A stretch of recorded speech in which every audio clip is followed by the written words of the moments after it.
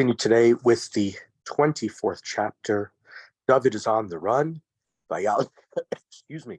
David Misham Vayeshev b'mitzudat Ein Gedi. David runs and he stays in the wilderness of Ein Gedi. We know Ein Gedi, of course, waterfalls, etc. Vayikish kasher shav Shaul me'acharei plishtim vayagidu lo lemor hinei David b'midbar Ein Gedi. And Shaul was told, right? Shaul was on the way to kill David. The Plishtim attacked. Shaul had to go with his men to stave off his true enemy, the Philistines.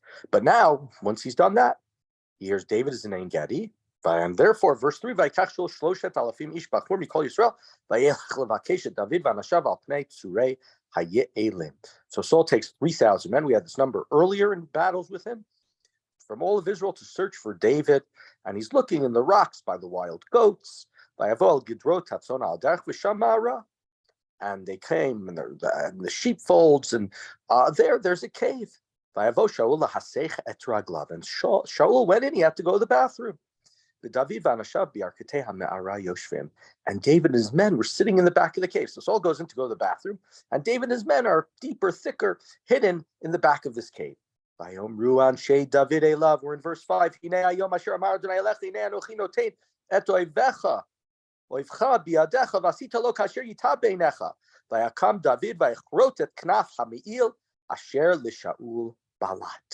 so David's men said, this is the day. What God said, I'm going to give your enemy to you. God has delivered him to you. So now do what's right, i.e., kill him, get rid of him. And David gets up and he goes and he cuts. He doesn't cut Shaul, but he cuts the coat of Shaul. He cuts off the corner, symbolic, as we said many times before, Shaul and Shmuel with the cutting of the coat that was given to Shmuel, sign of leadership. David has cut off the coat. It is not Shaul who's the leader, it is he. He does it secretly. And afterwards,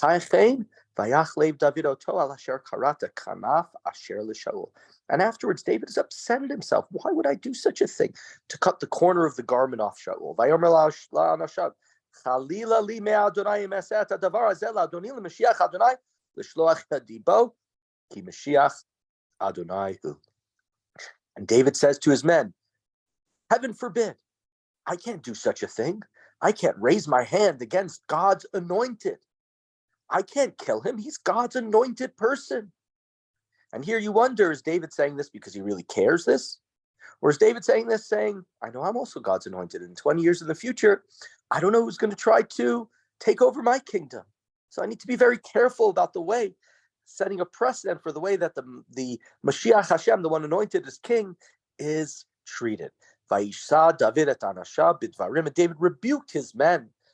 Velo netanam lakum el Shaul, and he did not give them permission to go and to attack Shaul. Shaul kam me'amarav elech baderech, and Shaul finished in the bathroom, said his Hasher Yatzar, and he went on his path. And this is something that is going to start and going to be important in the next number of chapters, where David is constantly trying to take over the kingdom, but not through violence. And many of his men, we'll see specific ones, who are much more willing to use violence to ensure that who they believe, and presumably who God believes should be on the throne, and that is, of course, David. Continuing verse 9, Vayakam David acharichem, vayetze me hama'ara, vayikrach Shaul le'emor Adoni Elimelech, vayabeit Shaul acharav, vayikod David apayim arza vayishtachu. So Shaul leaves the cave, he's gone, we said, and now David comes out of the cave, and he said, my Lord King. And Shaul looks around, and David is bowed low to the ground in reverence with his face to the ground. Vayomer David l'Shaul, lama tishma et divrei adam lemor. And David says to him, why are you listening to people who say, Hine David mivakesh ra'atecha, that David is out to harm you? Hine hayom hazeh ra'u einecha, et asher nitancha Adonai hayom biyadi b'ma'ara, v'yamar lehargecha, v'tachas alecha, v'omar lo eshlach yadi b'Adoni, ki Mashiach Adonai. You see for yourself, God delivered you into my hands. You're right, you were in this cave, you didn't even know that I was there with all my men. And though I had the urge to kill you, I showed you chemla, I showed you mercy, because I said I will not raise a hand against my king, against my master, who is God's anointed. Va'avi re'eh gam re'eh knaf milcha biyadi. And please look. And I don't know here, the word avi, is this supposed to mean like father? He says father-in-law. Not clear exactly what this word means, but he says, go and take a look. That the corner of your cloak is in my hand. Becharti et knaf mi'ilcha v'lo haragticha. Da'u re'eh ki ein biadi ra'a. V'fesha v'lo chatati lach v'atat sodet nafshi l'kachta. And look, I did not kill you. You can see that I have done nothing evil. I have not rebelled. I have not wronged you. I have not sinned against you. But yet you are bent on taking my life. Know that whatever you're being told, whatever you're thinking, I am not out here to come and to harm you. Yishpot Adonai beini uvenecha v'nikamti Adonai mimcha v'yadi lo tieh bach.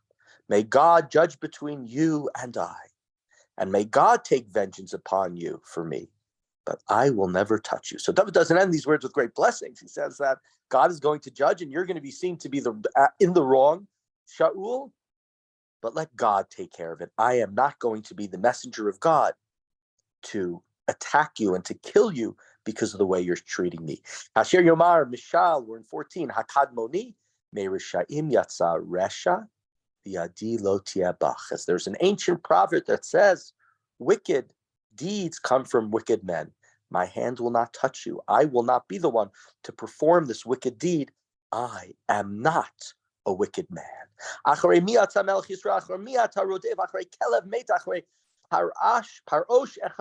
Who are you chasing, King of Israel? Who are you pursuing? I'm a dead dog. I'm a Kelev mate. I'm a single flea. What are you wasting, Satan? What are you here with 3,000 men to kill me? I'm a nothing. Take them and go and fight the Plishtim. Go and take them to serve in God's glory. Don't come here and attack me. Vayadonai l'dayan v'shafat beini uveinsa v'einecha vayera vayarev et rivi vayishpeteni miyadecha.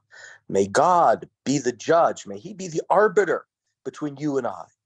Let Him take the case. Let Him uphold my case and vindicate me. Vayikechalot David l'daber et advarim ha'el el Shaul vayomer Shaul hakolcha zeh b'ni David. And when David finished saying these things, Saul said, is that your voice, my son David? And it echoes at the image of Yaakov, blind, not knowing who's standing before him, right? And he says, Hakol kol Yaakov vayadayim yidei Esav. This is the voice of Yaakov, the hands of Esav. He's been told that these are, in a sense, the hands of Esav. That's who David is, wanting to kill him, and I have to kill him first. But he recognizes the voice of David, even though this voice is not one of kindness. He said, I acted kindly to you, but David is very stern here.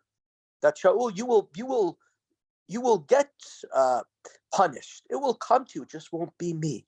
But Shaul here, you see, we've said many times over the past couple of weeks, when his hatred of David, he can't say his name, Ben Yishai, but then he has these moments of clarity, like here, where he says, is that the voice of my son David? And Shaul, with the realization of what he's become, begins to cry. Vayomer el David, verse 18, Sadik ata mimeni ki ata gimaltani atova v'ani gmalticha hara. He said to David, you are right. You are more right than I. You have treated me generously and kindly, but I have treated you poorly. V'ata higadata yom et asher asiti ti tova, et asher sigarni Adonai biadcha v'lo haragtani. Yes, you just revealed to me how generous you've treated me. God delivered me into your hands, but you did not kill me. When